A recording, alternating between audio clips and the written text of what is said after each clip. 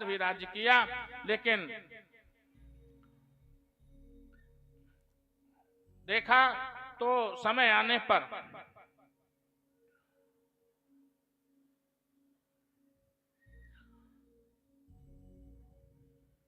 एक दिन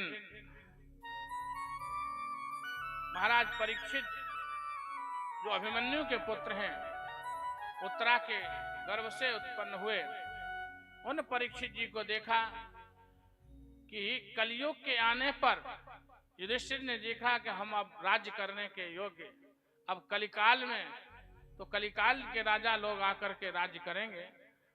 और ऐसा दृष्टिगोचर करते हुए और युधिष्ठिर जी महाराज अपने पौत्र परीक्षित जी को राज सिंहासन पर प्रतिष्ठित करके स्वयं पांचों भाई और द्रौपदी के साथ स्वर्गारोहण के लिए चल दिए। जैसे ही हिमालय में पहुंचे और हिमालय में जाकर के धीरे धीरे बद्रीनाथ के ऊपर माना गांव सरस्वती नदी को पार करते हुए जब स्वर्गारोहण की ओर प्रस्थान किया, चलते चलते चलते चलते हिमालय में बर्फ पर चलने के कारण जैसे जैसे आगे बढ़े, सबसे पहले सहदेव का पैर फिसला। और जब सहदेव का पैर फिसला तो सहदेव ने आवाज दी, भैया बचाओ। भीम ने कहा युधिष्ठिर से, भैया सहदेव का पैर फिसला, सहदेव को बचाओ, हमारा छोटा भाई है। महाराज युधिष्ठिर ने कहा, भैया सबको जाना है, किस किस को बचाओगे? हाँ, जितना दम है उसके अनुसार उतना हमको साथ दे पाएगा। हाँ, हमारे गुरुदेव कहते प्रमादो वही मृत्यु हो, प्रमाद ही मृत्यु है। जीवन में जिसके जहां जब भी प्रमाद हुआ है वही क्षण उसके मृत्यु का है। सहदेव के अंदर क्या प्रमाद आया? सहदेव को अपनी विद्या का अभिमान था। हमारे गुरुदेव कहते हैं अन्नमय कोश, प्राणमय कोश, मनोमय कोश इत्यादि जो जितने भी जो कोश हैं, इन कोशों में अभिनिवेश जिसका होता है वो सशरीर स्वर्गारोहण नहीं कर सकता। इसलिए हम सशरीर स्वर्ग इत्यादि में नहीं जा सकते, शरीर को हमको छोड़ना ही पड़ेगा, क्योंकि जो 6 कोश हैं उन कोशों में हमारा अभिनिवेश बना हुआ है और उनको लेकर के कोई जा नहीं सकता। इसलिए ज्ञानमय कोश, सहदेव को ज्योतिष का बहुत अभिमान था, अपनी विद्या का बहुत अभिमान था। ज्ञानमय कोश, किसी भी में अगर प्रमाद है तो वही हमारी मृत्यु है। सहदेव का पैर फिसला, चले गए, उनको ज्योतिष का अभिमान था, साथ नहीं दे पाए। नकुल आगे बढ़े, नकुल का पैर फिसला, नकुल ने आवाज दी, भैया मुझे बचाओ। भीम ने कहा युधिष्ठिर से, भैया आपका सर्वाधिक प्रिय भाई नकुल, उसका पैर फिसला, उसको बचा लो, क्योंकि वह नकुल है जिसको आपने हम चारों भाइयों को, जिस समय हम चारों भाइयों को वन में प्यास लगी और पानी लेने के लिए हम गए तो हम चारों भाई बेहोश हो गए। यक्ष के प्रश्न एक आवाज आई, हमारे प्रश्नों का उत्तर दिए बिना पानी नहीं ले सकते। नहीं माने, लिया तो चारों भाई मूर्छित हो गए। फिर युधिष्ठिर जी ने जाकर के यक्ष के प्रश्नों का उत्तर दिया। यक्ष ने प्रश्न किया, भगवान सबसे भारी कौन है? तो युधिष्ठिर जी महाराज ने उत्तर दिया कि सबसे भारी पृथ्वी, और पृथ्वी से भी भारी माता का दायित्व है, माता है। और सबसे ऊंचा स्थान किसका है? तो बोले पिता का है। स्वर्ग का स्थान क्या है? सत्य बोलना है। सुख का स्थान क्या है?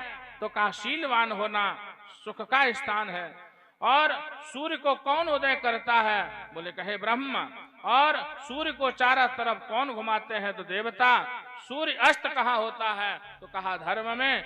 अनेक अनेक प्रश्नों का उत्तर देते हुए और अंत में एक प्रश्न के रूप में बोले, कहा अच्छा ठीक है, हम आपके प्रश्न, यश ने कहा हम आपके प्रश्नों के उत्तर से संतुष्ट हैं। अब आप इन अपने चारों भाइयों में से एक को आप जीवित प्राप्त कर सकते हैं। युधिष्ठिर जी ने विचार किया और विचार करके यक्ष से कहा हमारे नकुल को जीवित कर दो। यक्ष ने प्रश्न किया कि भीम जैसा गदाधारी बलवान नकुल नहीं है, अर्जुन जैसा गांडीवधारी नकुल नहीं है, इन दो को छोड़ करके आपने नकुल को क्यों प्राप्त किया? तो महाराज युधिष्ठिर ने कहा, भगवान हमारी दो माताएं हैं, एक माता है कुंती, उन कुंती के हम 3 पुत्र हैं और उन 3 में हम ज्येष्ठ हैं, सबसे बड़े हैं, हम जीवित हैं।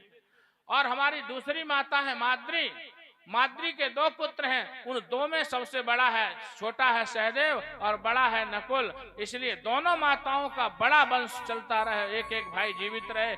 इसलिए मैं नकुल को चाहता हूं, न अर्जुन को न भीम को। यक्ष बड़े प्रसन्न हुए और उन्होंने इस प्रश्न के उत्तर को सुनकर के चारों भाइयों को ही जीवित कर दिया। भीम ने कहा, भैया ऐसा आपका प्रिय जो हमको भी छोड़ करके, अर्जुन को भी छोड़ करके आपने नकुल को प्राप्त करने की इच्छा रखी। हाँ, आज वही नकुल गिरा, भैया बचा लो। युधिष्ठिर ने कहा, भैया किस किस को बचाना है? प्रमादो वही मृत्यु, सबको जाना है। जिसके जीवन में जहां प्रमाद होगा वहीं उसकी मृत्यु है। तो नकुल के जीवन में क्या प्रमाद? इनको अपने रूप का बहुत अभिमान था, सुंदरता का बहुत अभिमान था। नकुल सर्वाधिक 5 भाइयों में सर्वाधिक सुंदर थे, इसलिए उनको नकुल उनका नाम था। तो रूप का अभिमान, ठीक है।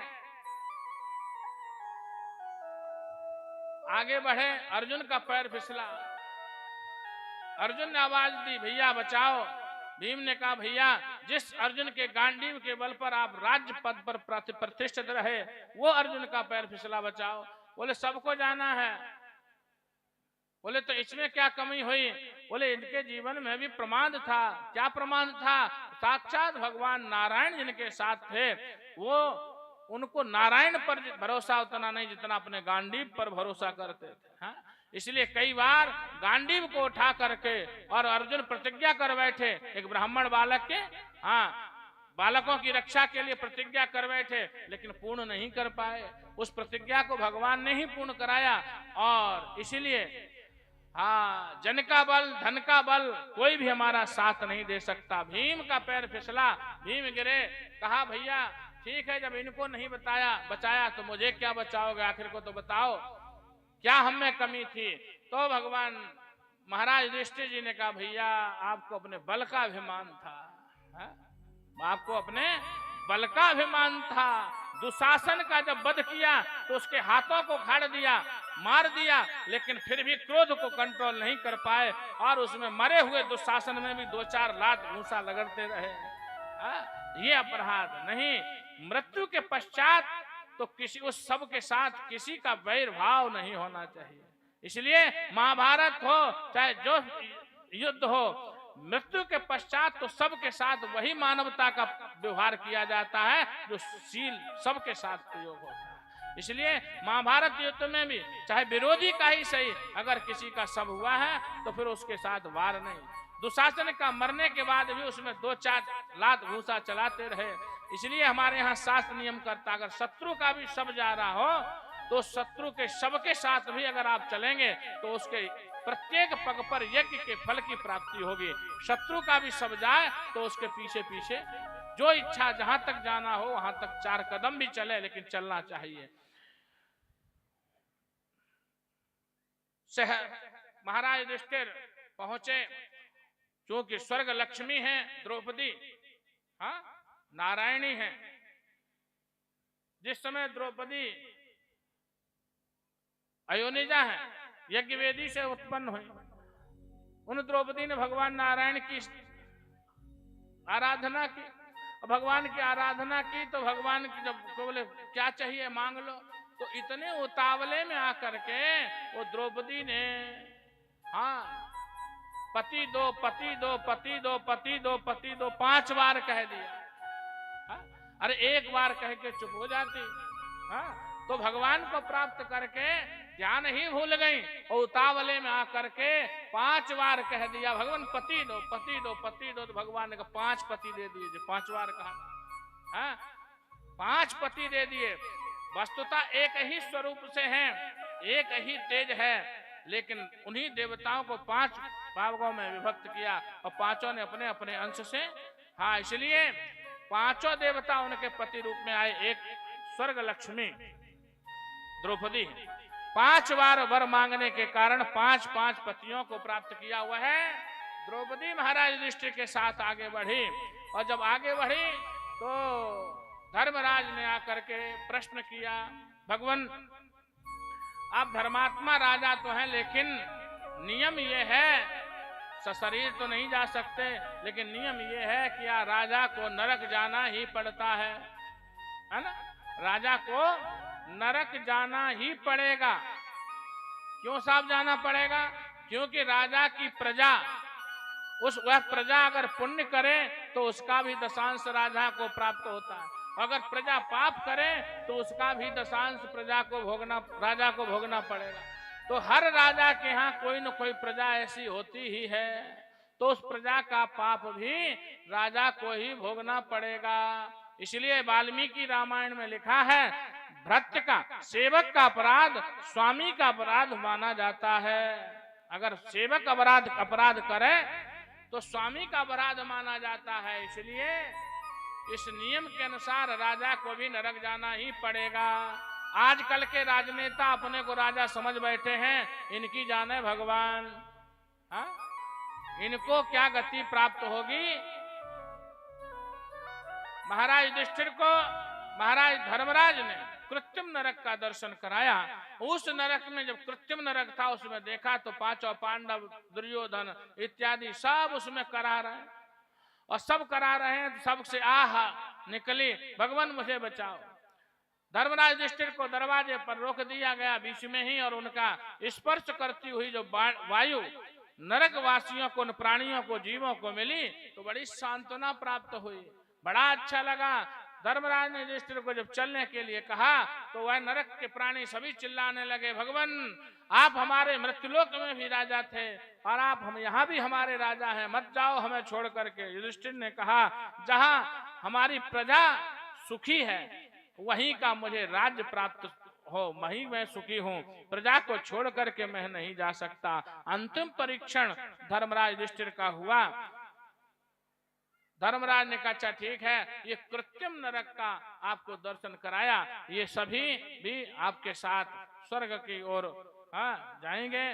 द्रौपदी को साथ लेकर के स्वर्ग का राज प्राप्त किया, और जो कि धर्मराज के रूप में ही साक्षात भगवान महाराज युधिष्ठिर थे। आज अपने स्वरूप में स्थित होकर के उन्होंने उस दिव्य नदी में अपने इस मृत्युलोक के शरीर का त्याग करके दिव्य शरीर धारण करके और स्वर्गारोहण किया। इधर महाराज परीक्षित जी को राज्य जब प्राप्त हुआ तो एक दिन